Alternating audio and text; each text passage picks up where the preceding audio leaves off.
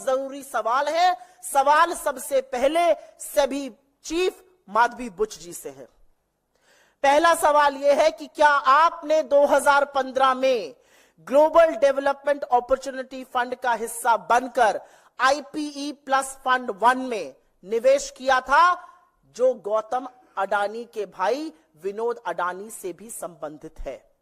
दूसरा सवाल, जब आप सेबी की पूर्णकालिक सदस्य थी तो क्या आपने आईपीई प्लस में अपने निवेश को, अपनी शेयर होल्डिंग को सेबी के सामने उसका खुलासा किया था, उसका डिस्क्लोजर किया था या नहीं किया था? क्या आप यह बता पाएंगी कि अडानी एंटरप्राइजेस और उनके पूर्व निर्देशक Anil Ahuja IPE plus fund से किस तरह से संबंधित थे? उन्होंने आईआईएफएल के साथ इस फंड की स्थापना कैसे की थी?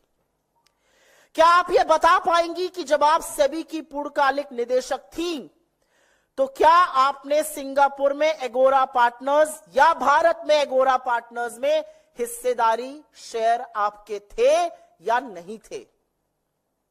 क्या आपने इसका डिस्क्लोजर सेबी को किया था? क्या आपने इस शेयर होल्डिंग के माध्यम से पैसा कमाया है? क्या आपकी रेवेन्यू स्ट्रीम आई है? किन संस्थाओं ने इस कंसल्टिंग फर्म एगोरा को बिजनेस दिया? क्या आप ये बता सकती हैं? क्योंकि एक वक्त में आपके पास पूरा इसका स्वामित्व था रिपोर्ट के अनुसार। क्या आपने 2022 में एगोरा में अपना स्वामित्व, अपनी शेयर होल्डिंग अपने पति को ट्रांसफर की थी, जैसा कि यह रिपोर्ट कह रही है? वो कौन सी संस्थाएं हैं जो आज भी एगोरा को कंसल्टिंग फर्म, कंसल्टिंग का बिजनेस दे रही हैं? वो भारत की कौन सी कंपनीज हैं? क्योंकि सेबी चीफ रहते हुए यह डिस्क्लोजर करना भी जरूरी है। क्या आपने सेबी को सूचित किया था कि आपके पति ब्लैकस्टोन से अब संबंधित है, जो रीट्स में एक बहुत बड़ा खिलाड़ी है?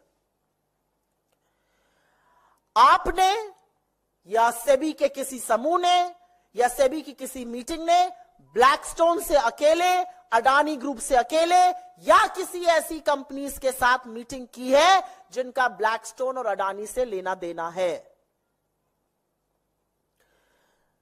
सुप्रीम कोर्ट को सेबी ने कहा हमारे हाथ कुछ नहीं लगा, वी ड्रू अ ब्लैंक। क्या आपने कोर्ट द्वारा स्थापित समिति और इस देश के सर्वोच्च कोर्ट को यह बताया था कि जिन फंडों की जांच आपको सौंपी गई है उनमें से कुछ तथाकथित तौर पर इस रिपोर्ट के मुताबिक वो फंड थे जिनमें आपकी हिस्सेदारी, आपकी शेयर होल्डिंग थी? क्या आपने इसका खुलासा सुप्रीम कोर्ट गठित समिति या खुद सुप्रीम कोर्ट के सामने किया था? और एक सबसे बड़ा सवाल, अगर ऐसा था, अगर आपकी शेयर होल्डिंग थी, और उनका स्टेटमेंट कहता है मेरी शेयर होल्डिंग थी जो मैंने ट्रांसफर कर दी थी, तो आपने अपने आप को इस जांच से क्यों नहीं रिक्यूज किया? Caesar's wife has to be above suspicion. आप कैसे उन फंड की जांच करती रही, अगर करती रही, जिनमें आपका कभी निवेश था, आपके पति उसे संलग्न है? यह कैसे हो सकता है? आपने अपने आप को इस जांच से अलग क्यों नहीं किया, अगर नहीं किया? और क्या इतने गंभीर आरोपों से घिरे रहने के बाद आप सेबी के पद पर, सेबी के सर्वोच्च पद पर, इस देश की शेयर मार्केट की रेगुलेटर बनी रह सकती है, या आपको तत्काल प्रभाव से बर्खास्त कर देना चाहिए? यह सवाल सेबी चीफ से